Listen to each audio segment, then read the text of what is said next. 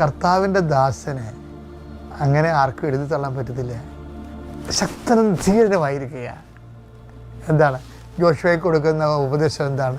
ശക്തനും ധീരനുമായിരിക്കുക. യോശുവ 1:9 ശക്തനും ധീരനുമായിരിക്കണമെന്നും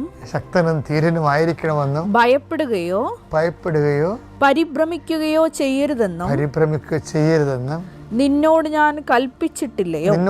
ഞാൻ കൽപ്പിച്ചിട്ടില്ലേ?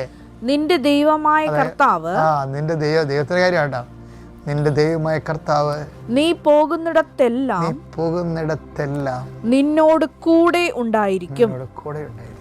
എൻ്റെ മക്കൾ, ഈ ആത്മീയ ജീവിതം ഉണ്ടല്ലോ, ഒരു വല്ലാത്ത ജീവിതമാണ്. നമ്മളെ പല ആൾക്കാരും മതജീവിതം എന്നാണ് പറയുന്നത്. മതജീവിതമാണ് അനുഷ്ഠിക്കുന്നത്, ആത്മീയ ജീവിതമല്ല. നിങ്ങൾക്കത് മനസ്സിലാക്കിക്കൊള്ളും പിന്നീട്. പല ആൾക്കാരും ആത്മീയ ജീവിതം എന്ന് പറയുന്നത് മതജീവിതവും ജാതി ജീവിതവുമാണ്.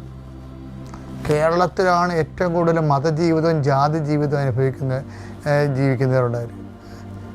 They are not actually leading the spiritual life, especially biblical spirituality. Biblical spirituality എന്ന് പറയുന്നത് ദൈവത്തിൻ്റെ വചനങ്ങളെ അടിസ്ഥാനപ്പെടുത്തിക്കൊണ്ടുള്ള ഒരു നിലപാടും നയവുമാണ്.